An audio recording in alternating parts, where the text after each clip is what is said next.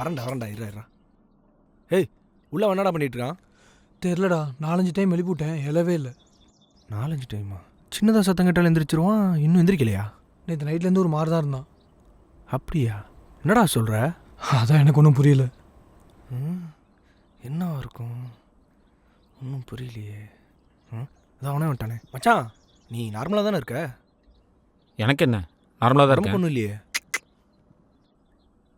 சரி டீ சாப்பிட போமா? போகலாம் மச்சான். அதை சாப்பிட்டா தான் மைண்டே ரெஃப்ரெஷ்மெண்ட்டாக இருக்குது. டீ என்னடா எப்போ பார்த்தாலும் டீ டீ டீ டீ டீன்னு. இந்த டீ எவன்டா கண்டுபிடிச்சது? வா. டீ ஃபர்ஸ்ட் நார்த் சைனாவில் தான் இன்ட்ரடியூஸ் பண்ணாங்க. மியான்மர் பார்டரில் விளைஞ்சிட்டு இருக்க கெமோலிசென்சஸ் அப்படிங்கிற ஒரு செடியிலிருந்து எடுக்கிற வேலையில் ஹாட் வாட்டரை போர் பண்ணும்போது நல்ல மனமும் புத்துணர்ச்சியும் கொடுக்கக்கூடிய ஒரு ட்ரிங்காக மாறுச்சு. அதை தான் ஈஸ்ட் ஏசியா ஃபுல்லாக டீன்னு சொல்லி குடிக்க ஆரம்பித்தாங்க. 16th centuryயில் போர்ச்சுகீஸ் பிரசிஸ்ட் அண்ட் சில வியாபாரிங்க சேர்ந்து யூரோப்பில் டீயை இன்ட்ரோ பண்ணாங்க. 17th centuryயில் த கிரேட் பிரிட்டிஷ் அவங்க தான் டீ குடிக்கிறத ஃபேஷனாக மாற்றினாங்க. அதோட விளைவு இந்தியா ஃபுல்லாக பல இடங்களில் டீ பிளான்டேஷனும் டீ மேனுஃபேக்சரிங்கும் அதிகமாச்சு. டீ குடித்தா அந்த நோய் போய்டும் இந்த நோய் போய்டுன்னு 1000 இருந்தாலும் அறிவியல் பூர்வமான எந்த ஒரு ப்ரூஃபும் உண்மையும் இல்லை. ஆனால் அளவுக்கு அதிகமாக டீ குடிக்கிறதுனால கண்டிப்பாக அவங்க உடம்பு கேடுங்கிறது ஆணித்தனமான உண்மை. எல்லாத்த விட பெரிய உண்மை என்னென்னா, இந்த உலகத்திலேயே தண்ணிக்கு அடுத்தது 2ஆவதாக குடிக்கக்கூடிய ட்ரிங்க் டீ தான். டீ குடிக்கிறேன்னு தானே கேட்டோம். இவ்வளோ பேசுகிறான் மச்சான். போமா? போகலாம். ஹேய். ஹாய். விக்கி கொஞ்சம் உள்ள வாயேன், உன் கூட கொஞ்சம் பேசணும். நீங்களும் வாங்கடா. அவங்கள கூப்பிட்டு போவோம், நாங்கள் வரல.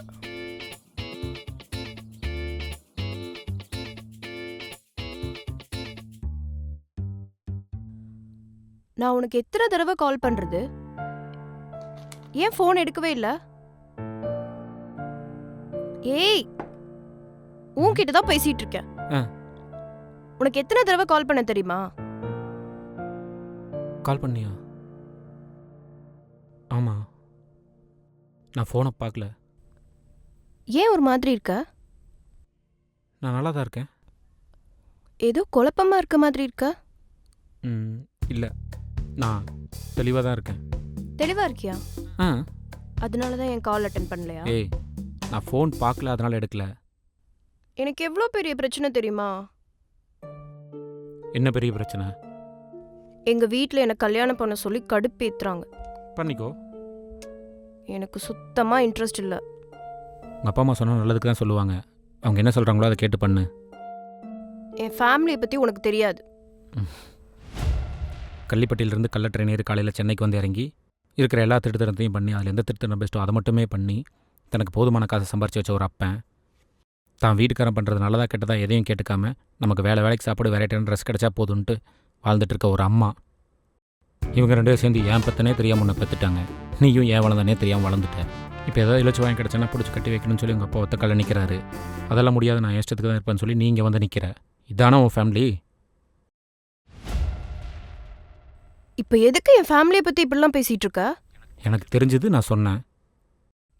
உன்கிட்டலாம் சொல்ல வந்தேன் பாரு.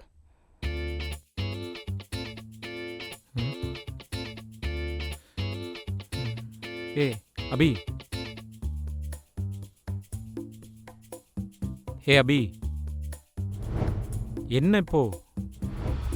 என்ன இப்போவா? நான் என் பிரச்சனையை சொல்லிட்டு இருக்கேன், நீ என் ஃபேமிலியை உட்காந்து கிண்டல் பண்ணிட்டு இருக்க. சரி, நான் கிண்டல் பண்ணல, நீ இப்போ சொல்லு, கேட்குறேன்.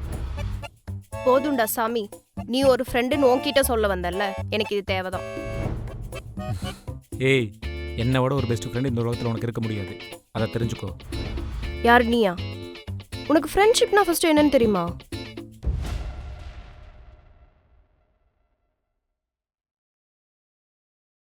ஃப்ரெண்ட்ஷிப் இல்லாமல் இந்த உலகத்தில் எதுவுமே இல்லை.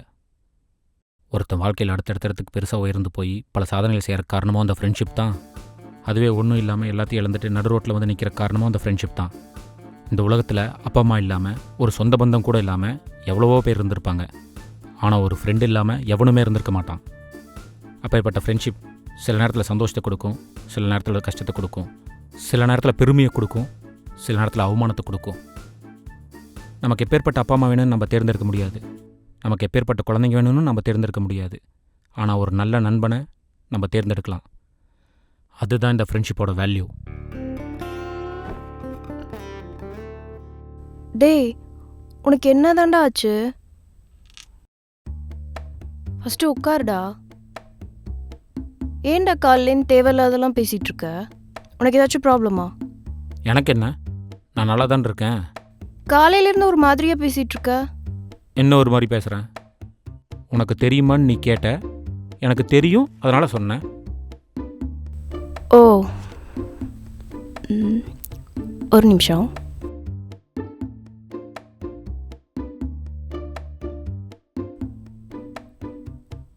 அவன் ஏன்டா அப்படி பேசிகிட்டு இருக்கான்? அதான் மச்சான் எனக்கு ஒன்றும் புரியல. தப்பா இருக்கேடா.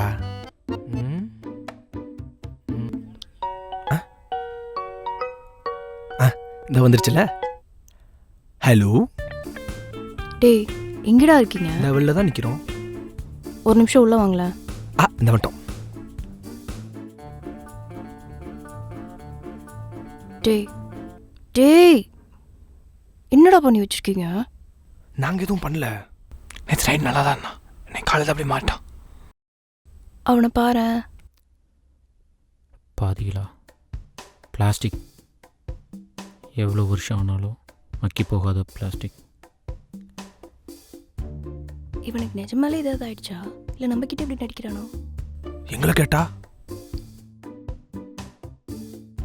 இப்போ என்னதான் பண்ணலாம்? ஒரு செக்கிங்க போடுவோமா?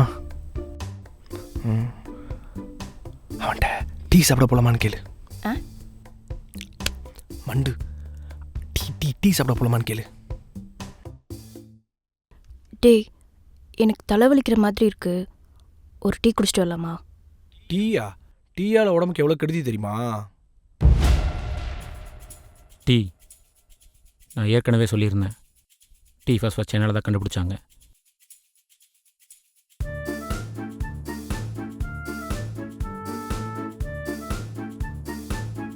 இதுதான் டீ. டாக்டர் கிட்ட போலாமா? டாக்டரா? கால் பண்ணடா. சரி.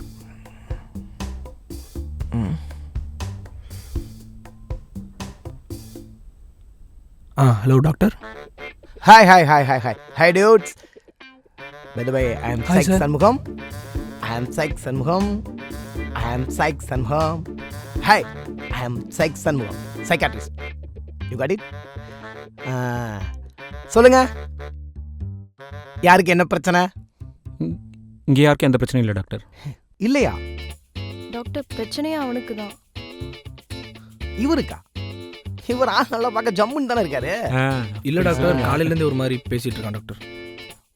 ஒரு மாதிரி இல்லை டாக்டர், காலையிலேருந்து கொஞ்சம் வேற மாதிரி பேசிட்டு இருக்கான். வேற மாதிரி.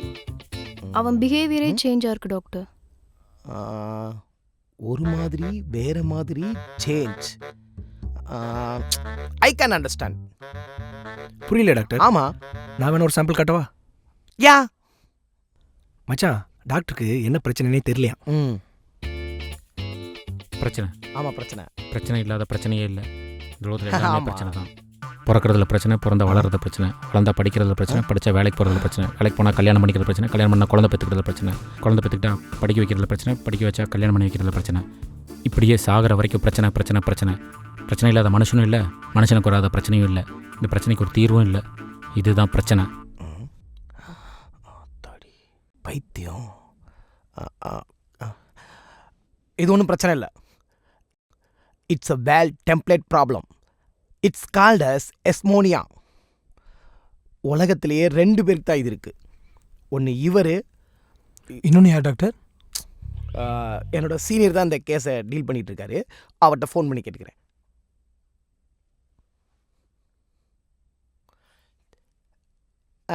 എന്താ പൊണ്ണു ചേട്ടാ? എവിടെ? ഓ, കേരളത്തിലെയോ? ചേട്ടാ ഒന്നുമില്ല, ഇവിടെ ഒരു കേസ് ஒன்று வந்து நம்ம 2 பேரும் படிக்கும்போது ரஷ்யாவில் ஒரு கேஸ் வந்துச்சலோ, ஸ்டீஃபன் டாங்கிங்டோ. അതേ എസ്മോണിയ. ആമൻ ചേട്ടാ, ഇവിടെ കുറച്ച് അതേ പ്രോബ്ലം ഉണ്ട് ഇയാൾക്ക്. ആ ചേരിച്ചേട്ട സ്റ്റേഡിയമിപ്പോ ഊണ് കളിച്ചു ഓക്കെ ചേട്ടാ അണുപ്പ് ചേട്ടാ എന്ത് പൊണ്ണു ചേട്ടാ ഐ ലവ് യു அது ஒன்றும் குழப்பில்ல சி அது ஒன்றும் பிரச்சனை இல்லை என் சீனியர்கிட்ட இந்த கேஸை பற்றி ஸ்டடி கேட்டேன் அந்த ஸ்டடி வந்தாதான் அந்த ஸ்டடியை நான் ஸ்டடி பண்ணிவிட்டு இது என்ன கேஸ்னு என்னால் பார்க்க முடியும் அது வரைக்கும்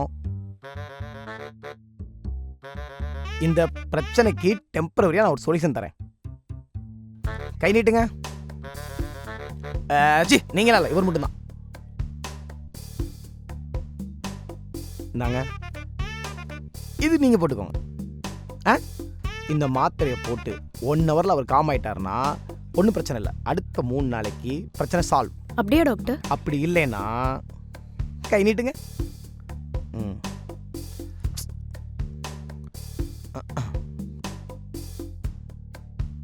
அப்படி பிரச்சனை சரியாகலன்னா இந்த மாத்திரையை போட்டு நீங்கள் நல்லா தூங்கிடுங்க அதுதான் வழி இதை தவிர வேற வழி தெரில எனக்கு வலி 2 வகைப்படும்.